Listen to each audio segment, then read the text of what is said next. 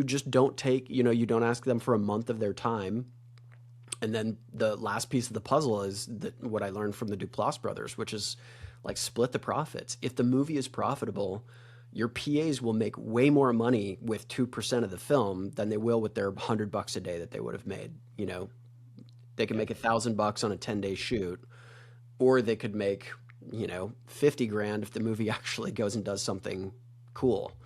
And so you find people that they need the opportunities. They're probably working in some section of the industry that's adjacent but not actually narrative long form storytelling. So, DPs shooting wedding videos or corporate stuff or reality shows that are miserable, that want to be, we all got into this because we were influenced by movies, not because we wanted to shoot weddings Right. or make commercials for your friend's dad's car dealership. So if you can go get that person who's already got the skills and they've got the gear and they probably make a decent paycheck at their day rate, at their day job, then you say, "Hey, for, 2 weekends or 3 weekends, we're going to shoot this movie. Do you want to come and shoot it?"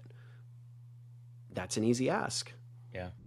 and then you don't need to go find 25 crew members that are going to support that person. You don't need to find a big grip truck. You shoot economically. Hmm. You make something with what you have, and then all you have to do, which is the hardest part, is tell a good story and capture good performances and make sure your audience can hear it. And if you've got those things, like fundamentally, a movie is four things: it's picture, it's sound, it's story, and it's performance. That's it. Everything else can be, bucketed into those four things.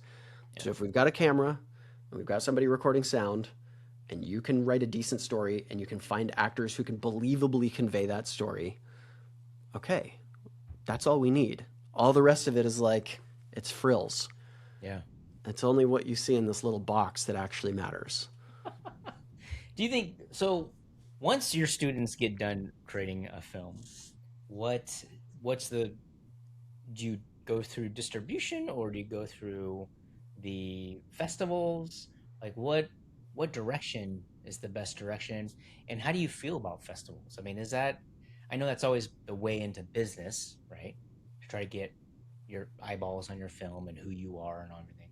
But is the distribution avenue also as lucrative? Love this question. I love it because you're asking the question that everybody comes in with.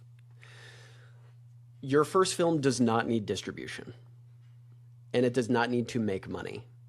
And in fact, it won't. And if you can remove the idea that it needs to be a box office success for it to matter, then you're actually doing yourself a huge favor. Your first movie, I like to think of it as a tiny little snowball at the top of a hill. But the snowball has to exist for it to roll down and start building momentum and Yes. assembling assets. So if you can get your first movie to one person who can make your second movie easier, that's all it needs to do.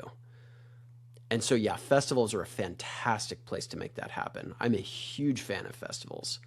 And I'll tell you a story that kind of perfectly encapsulates this. We submitted Go Crazy, Go Mad to like 7 festivals, and they were all top tier festivals because we were naive and we thought, like, when you make an indie movie, you submit it to Sundance. Shoot for And the top. yeah, and we didn't get in, you know, unsurprisingly.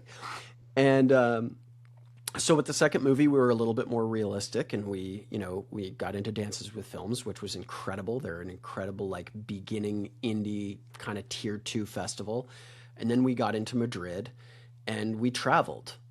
We traveled to Madrid, So fun. and we met a filmmaker who had incredible production value. She had shot a short film, and we were like, why haven't you made a feature?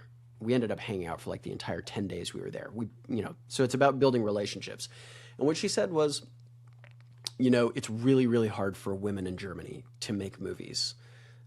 It's a very, very kind of, male centric, like everything there is very, very centered around, kind of the US circa like 2000, Yeah. very like, all right, you get to play the secretary or like the arm candy hot girl, but like you don't have a voice. That's kind of Germany's a little behind us in that way.